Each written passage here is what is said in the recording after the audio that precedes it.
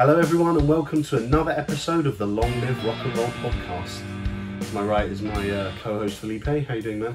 I'm fine, and you, man? Yeah, not bad. We just had a gig, haven't we? That's why you can see if you're watching on video. We're in a hotel room in lovely St Albans. Not the perfect place to record a podcast, but it still works, isn't it? It does, we can do it anyway. It's more rock and roll, surely. It's more rock and roll. Just played a gig. All sweaty. Yeah. Yeah, doesn't get more rock and roll than that. Rock and roll. How was the day? How was the gig? Yeah, fine, man. I mean, we got there, just in time. The traffic was bad, and I think we've managed to play really well tonight. I think it was a special one, playing festivals again after all that time, and rock and roll. The place was packed. It was the first gig we'd done in a while as well, wasn't it? We hadn't done a gig for so long. When was the last time we did one? 1978, I guess. Something. I don't know. Perfect. Not that. Excellent. Well, this week's episode, we are talking about a band that I know Felipe has a very big attachment to and who I dig a lot as well, and that is the mighty Creedence Clearwater Revival.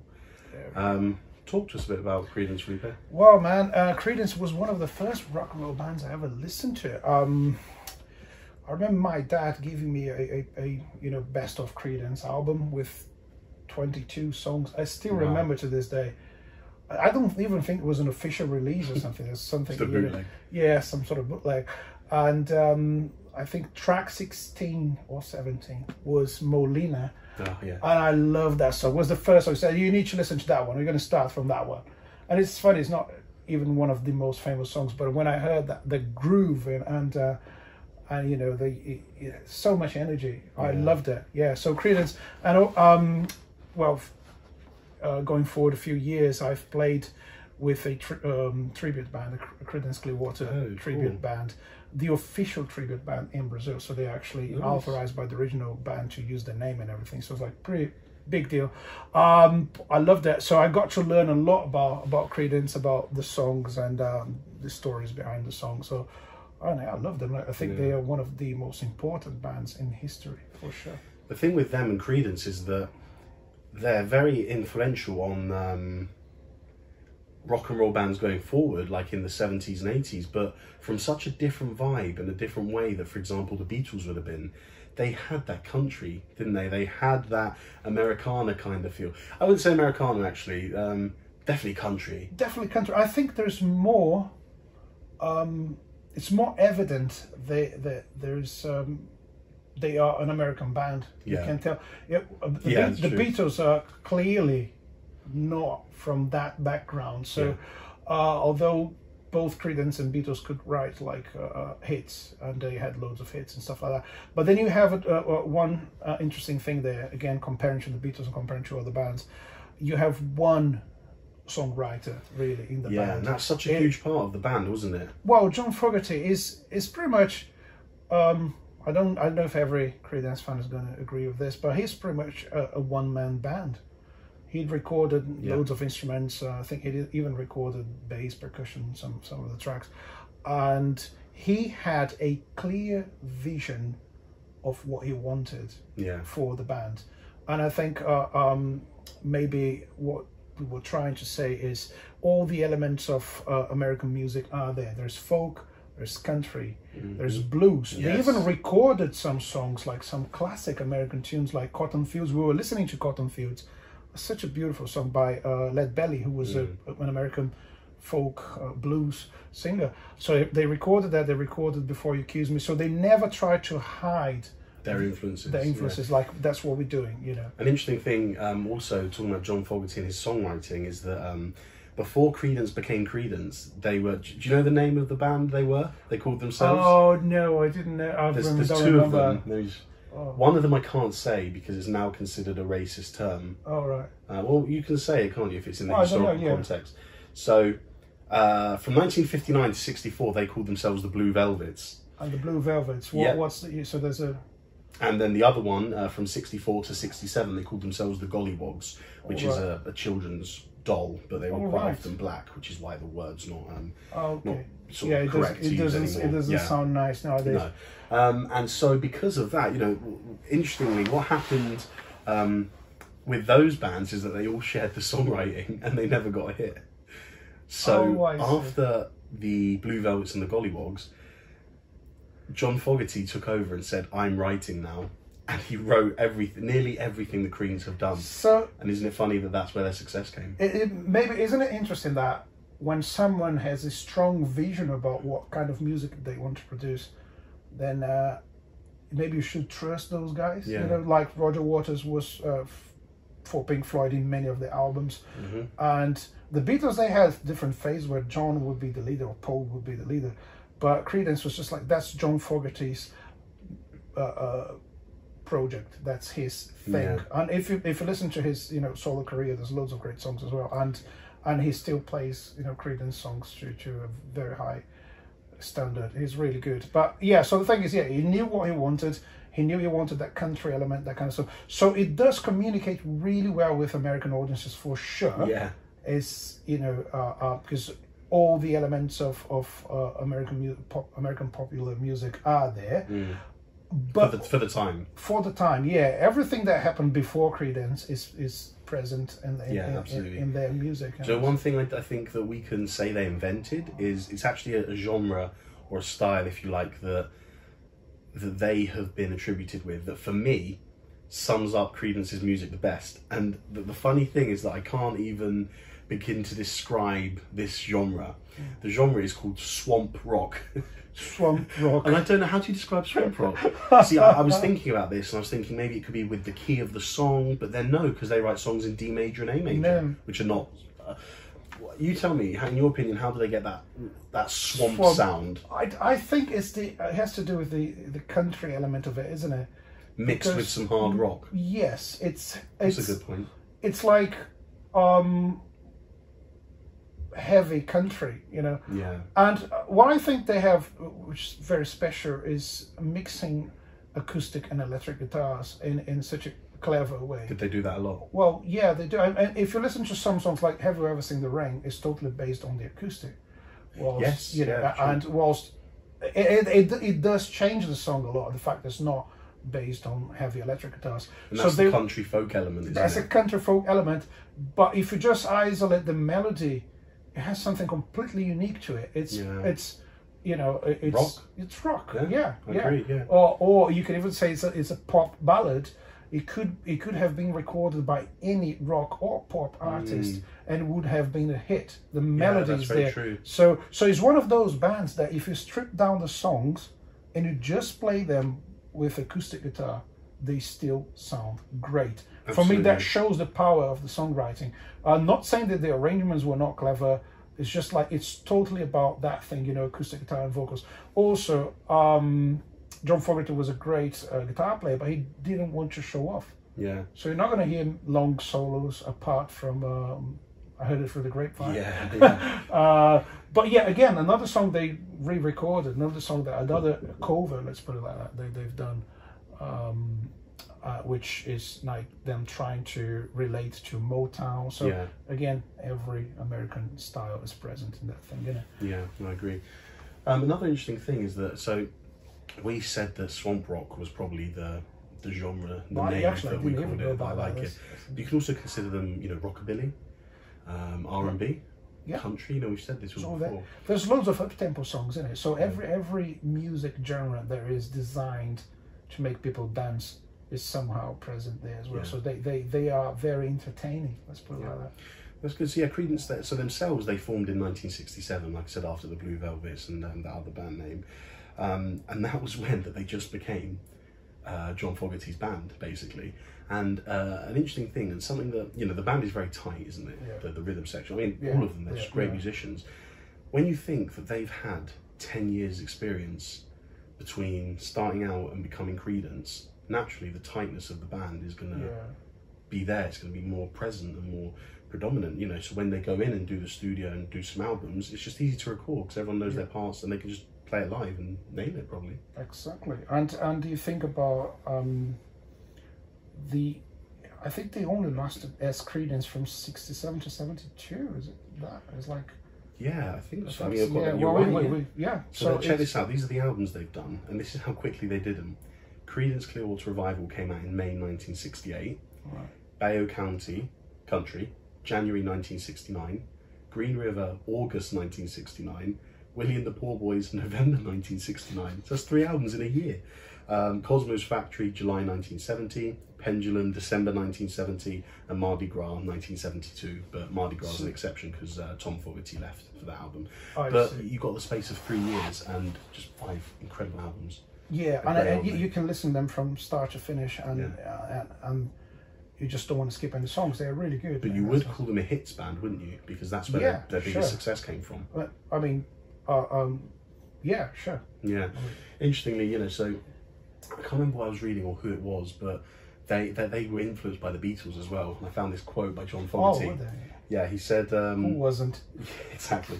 So he said, 4 guys from England took us all by the hand, which I love as a quote, because obviously we'll get to... And it's funny, because I can't clearly identify any Beatles influence in their music. Exactly, Not that, maybe the ability of coming up with really catchy choruses, which is, maybe he was looking for that kind. Also, okay, you can tell that they write really short songs. They go straight to the point, you know, verse, chorus. He said something about that. And back to verse and chorus, and that's it. I was looking at some quotes, and he said something about that. He said that he doesn't see the point of skirting around the fat when he can just get straight to the point and sing his chorus. You know, was it Bad Moon Rising's like 2.5 minutes, and straight to I see a bad and straight in. That's the exactly. And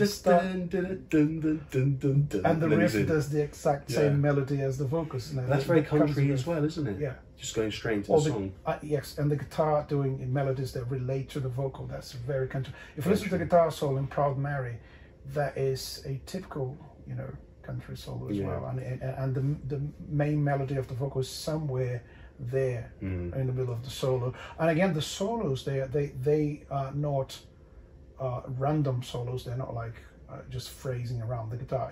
He is actually kind of referring to the melody somehow, or you know, playing kind of a theme instead of just soloing. You called it country, but could it also be called pop? Because pop does that as well. You know, in a lot of pop songs you have the middle guitar solo section, and it will just be a repeat of the melody with some other motifs thrown in. Yeah, I mean, and definitely you can see all of that. Interesting that you mentioned Bad Moon Rising, because I have the song in my head now, and it made me think about the answer to a question you asked me before we started recording.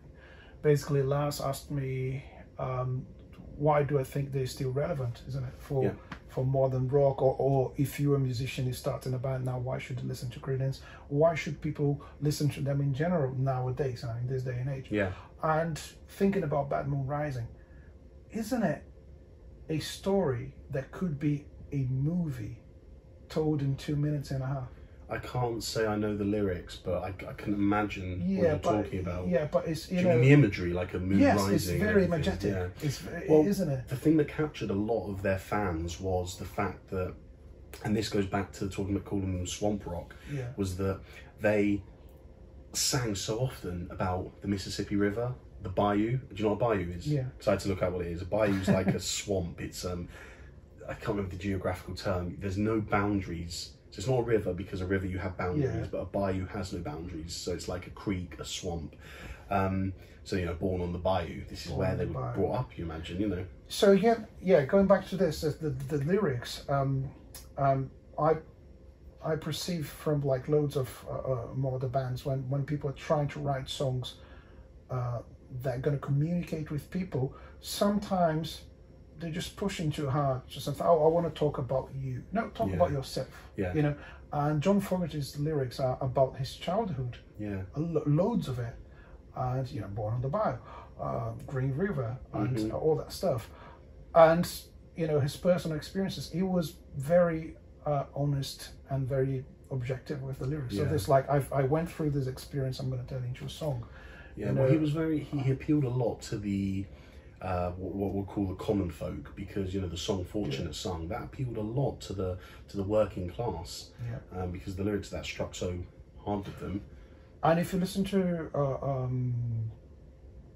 "Long as I Can See the Light," it's a religious song. You know, the lyrics are very spiritual, Yeah. and it does communicate. They just seem like a pure band, don't they? They sing about what they want to sing about. Exactly. No this is my life. Yeah. This is how I spent my childhood.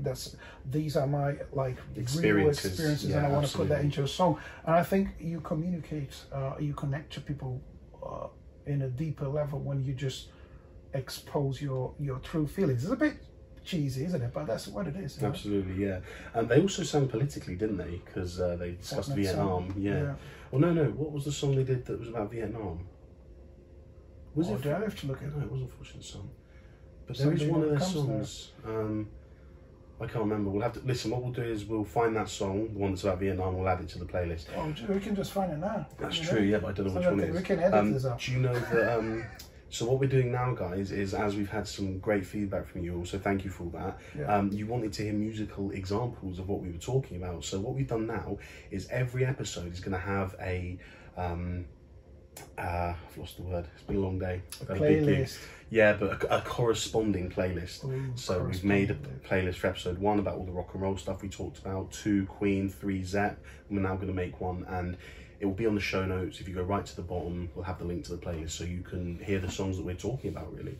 But yeah, so I mean, I think we've discussed pretty in depth what Creedence did for country, for rock, for pop even. Yeah. The end of Creedence wasn't a great thing, was it? It was very... I think they were not in a good place as a band for a while by the time this the reason, it was because that John Fogerty took control of everything.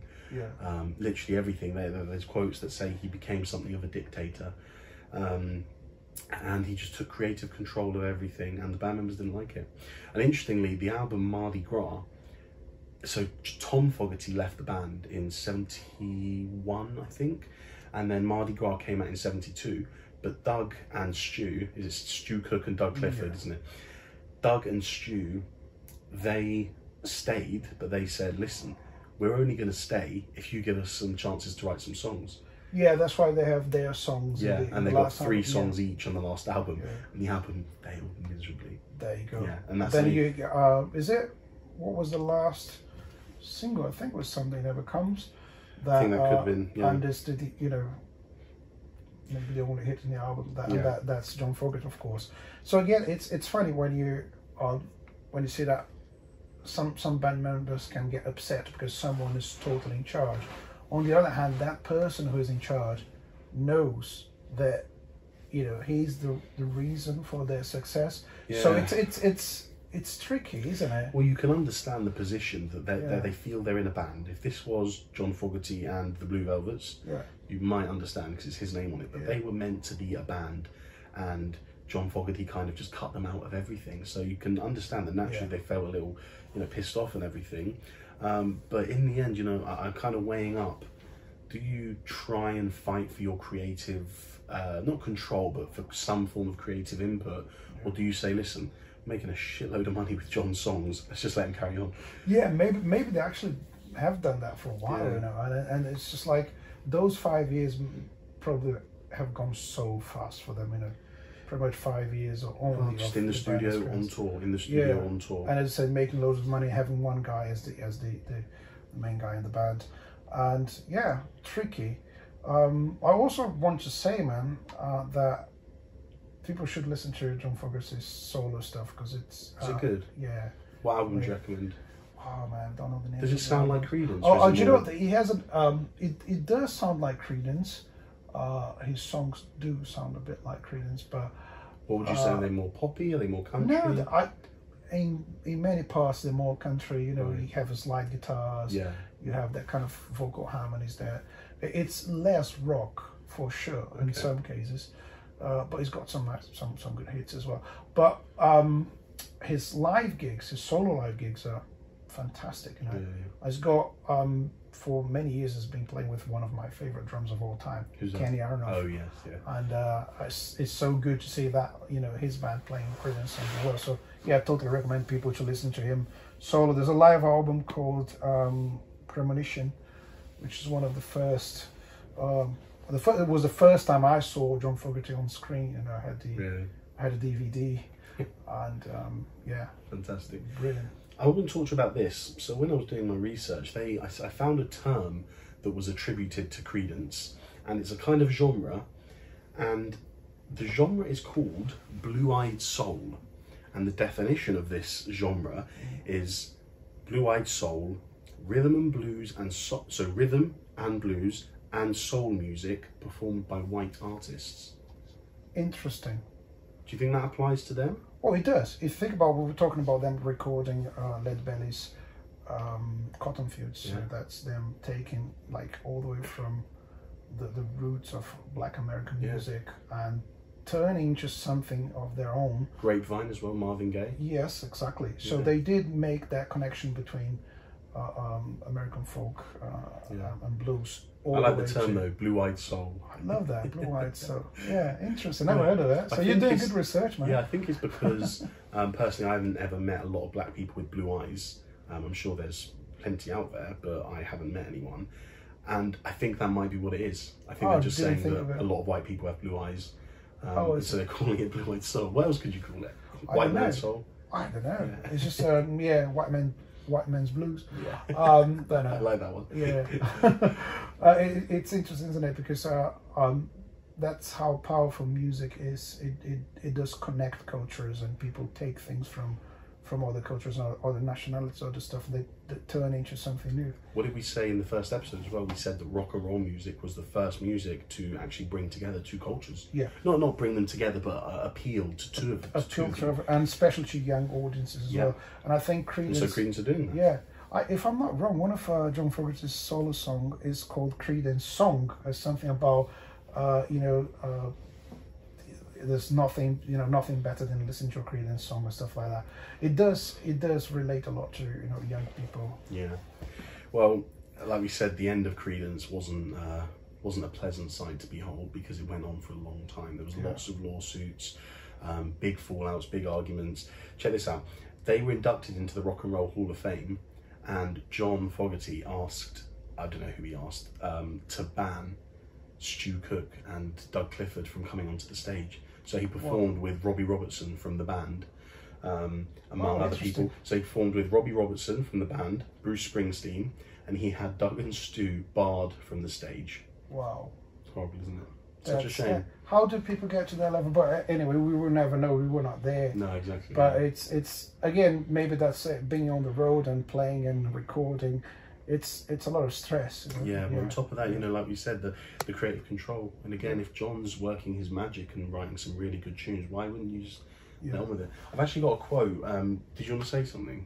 No, I have a question for you, but yeah. Okay, I'll read this quote first. Now, it's a long one, so bear with us. But this really tells me what John was thinking towards the end of Creedence. Okay, right. So here it goes. I was alone when I made that music, Creedence's music.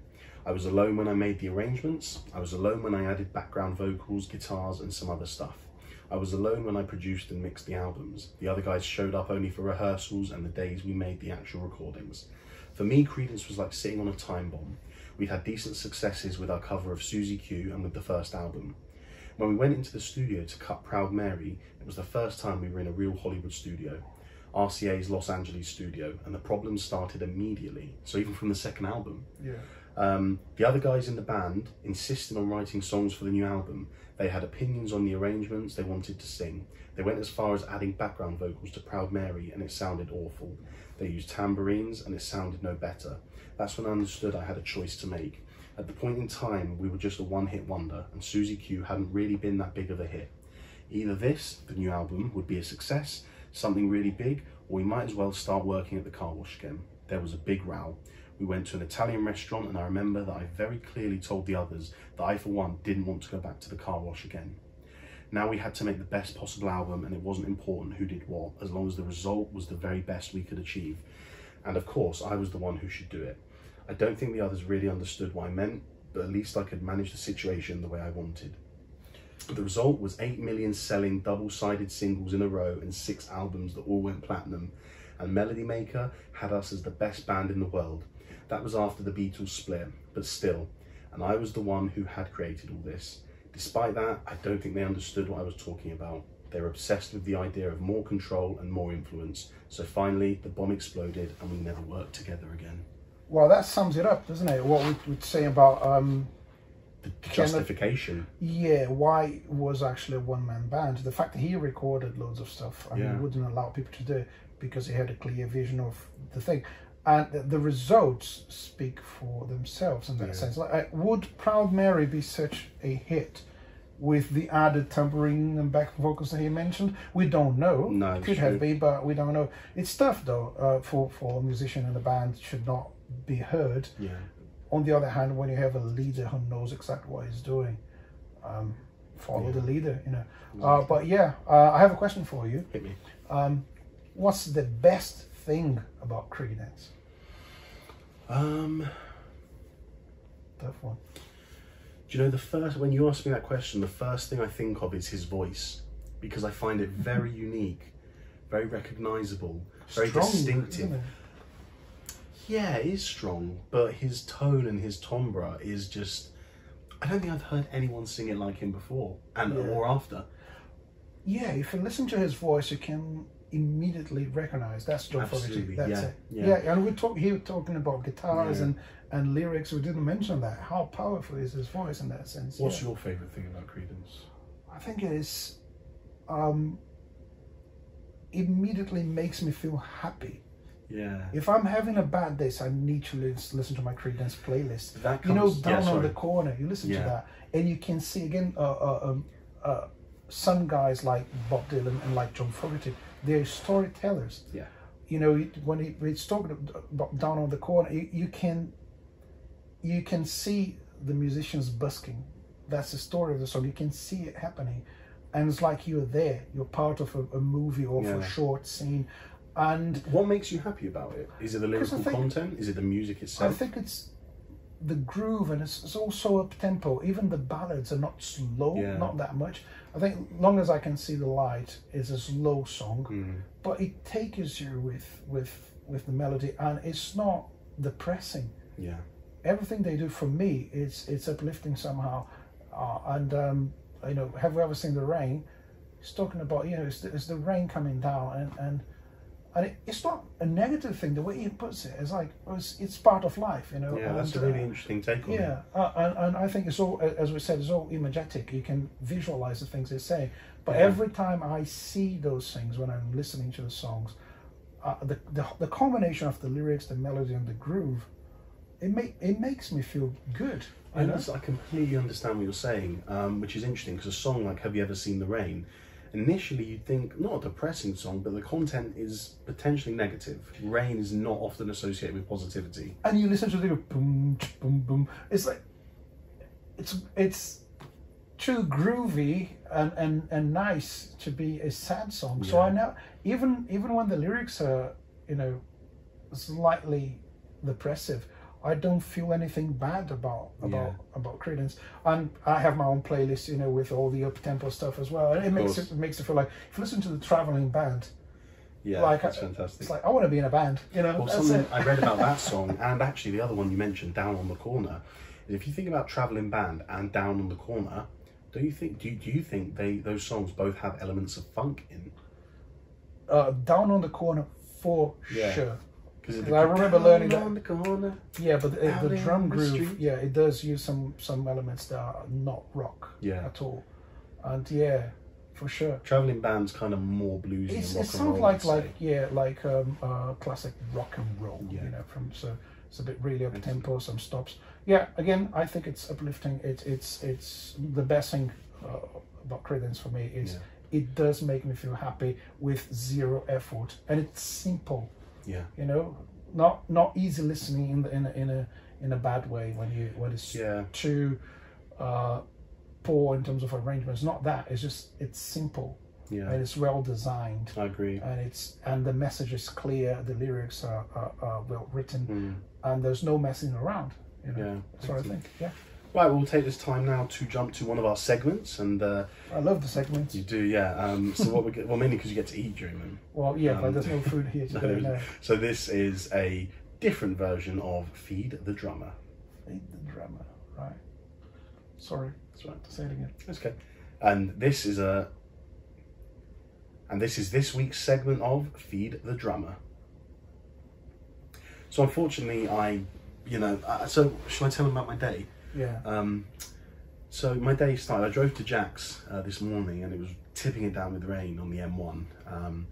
And about 6 cars in front of me, 2 people had crashed. And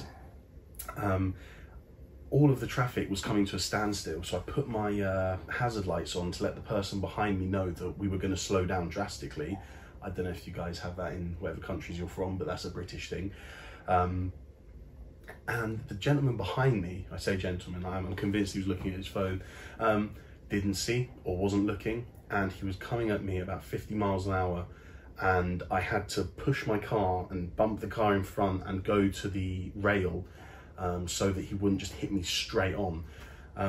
It really fucked me up. I was really scared, man. I've had an awful day. I was really sick afterwards, and yeah, it just didn't feel nice. So anyway, my reason for telling you this is that I wasn't able to plan this week's segments. So there you go. So it's all improvised. I know, exactly. So, but if I did have a chance, you've escaped a car crash and you've played the gigs. Yeah, so that's what we do.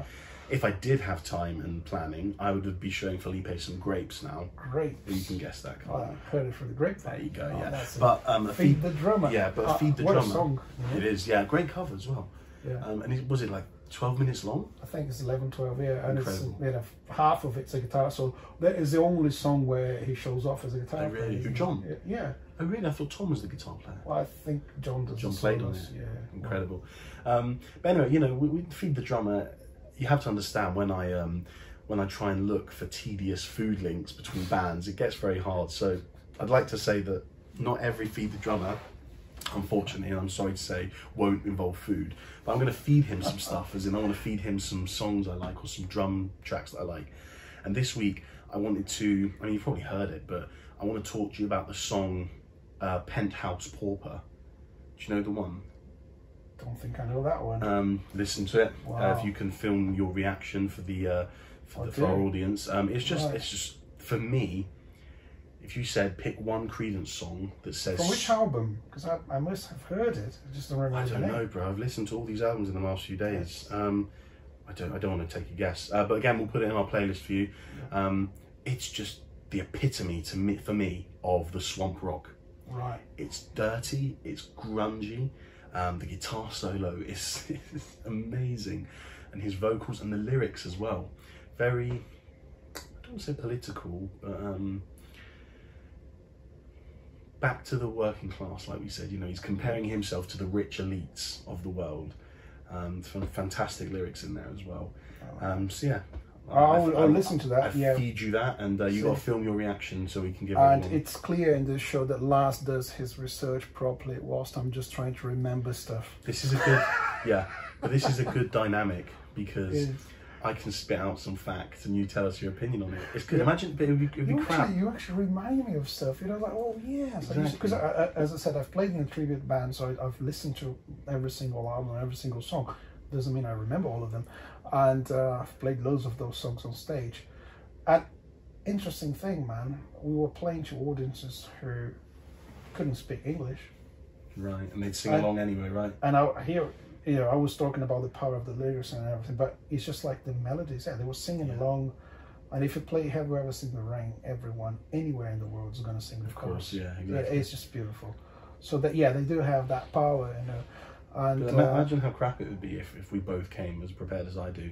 We'd just be saying facts, you know. 1967 they formed, they were first called the Blue Velvet. You just go for Google if you want that kind of stuff. This show is like more spontaneous. Some things you're going to say, from his side. Only from my side. I like to be prepared. I just like to know. I like to be not so accurate all the time, you know. It's like rock and roll requires... Jazz. No, you're the jazz, you're the improvising. Well, I'm the classical. I'm very, exactly. The two opposite degrees exactly. of the music But spectrum. rock and roll should hurt, shouldn't it? It doesn't have to be perfect. Okay, talking about... We managed to get our weekly Spinal Tap reference in. Always Good rock and roll should hurt. Yeah. Also, it should change your life, not necessarily for the better. So this show, we hope it changes your life. Not necessarily for the better. But yeah, you talk about the groove. Just want to mention that Susie Q, which was their first hit, has a massive, you know, powerful groove, and it's the one thing repeating itself all the way to the end, which is a formula they they use it. They use so well. You know, it's a great song as well for a first single. Yeah, and it's just that one groove and the one guitar riff repeating, and it gets more powerful as you listen to it, and it doesn't sound repetitive at the end. No, that's true. I think they build lots of layers on. So we're going to go into our next segment, which is as controversial as it can possibly be. Ladies and gentlemen, Laz Unleashed. Well, in this week's segment of Laz Unleashed, I thought I'd talk about the end of Creedence, and here it is. For me, it tarnishes the name of a band to find out that arguments, court cases, suing led to the downfall of a band. It really hurts, especially the band who, you know, John Fogerty's songs were so for I mean, what's the song? Wrote a song for everyone, but not a song for everyone when Doug and Stu want to perform it. Exactly, and they're not part of that album as well. Yeah, of course, because after the lawsuits, you're not going to invite those guys to play with you.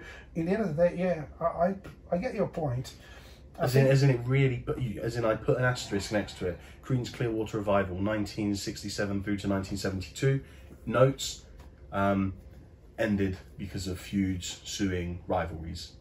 It's something we didn't want to hear about any band, isn't it? And it's so sad, and it has happened to so many of them. Absolutely, yeah. So many bands, and I think making music, it's really emotionally demanding, and mentally demanding as well. So I understand why people get to that point. But I agree with you, so that's not so controversial. It's one of the few times I'm going to agree with Laz. We'll keep score. We'll keep score of how many times Felipe agrees with me. How's the score so far? We're going to check it for next time. We'll do it. But usually I don't agree with you with the Laz Unleashed opinions. But maybe this means I need to find more controversial stuff. Yeah, it could be more controversial anyway. You have a reputation now. You know, people are going to hate you anyway. I set the bar too high with the AC. I never say anything. You're never going to hear my controversial opinions in this show. I don't have many anyway. Yeah. But yeah, I agree with you. I mean, I think it would be nice if all the bands had a happily ever after story. But real life. Then is Creedence's legacy the fact that they only went for 5 years? And if they'd have gone on any more, maybe the content would have not gone so good. Actually, no, that's not true, because you said John Fogerty sold an album. But even though, that solo career is not a band. You don't know what would happen in terms of personal relationships there. How would that affect their ability to write together and to play together? So yeah, some bands, I think we're lucky that they didn't last for too long because they only had. I've heard from a friend of mine once, like the first 5 albums are usually the best. I might disagree, but some good bands, they do release a sequence of the first 4 or 5 albums. They're just perfect. Yeah, no, I agree. And if you can end after that, why not? I mean, no one wants to stop playing and gigging, but and making money from good records. So apart from all the sad story about the end of the band, it's a happy and beautiful story what they left behind in terms of music, isn't it? So, to summarise for you, what did Creedence Clearwater Revival do for rock and roll? Oh, tough.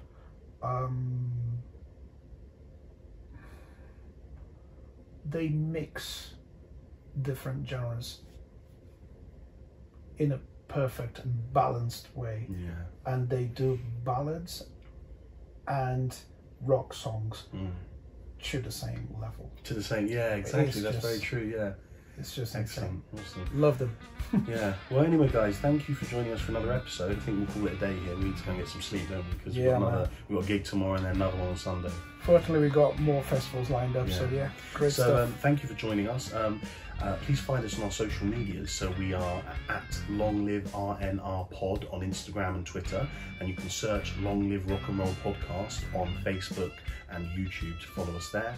Thank you everyone for being part of this episode with us. I hope you can tell we love Creedence a lot, so it's lovely and a real pleasure to talk about them. So thank you for joining us in this. Yeah, thanks everyone. Just follow us, stay in touch, leave your opinions and comments, and only love, no hate, please. Keep on rocking everyone. And as always, take care and long live rock and roll.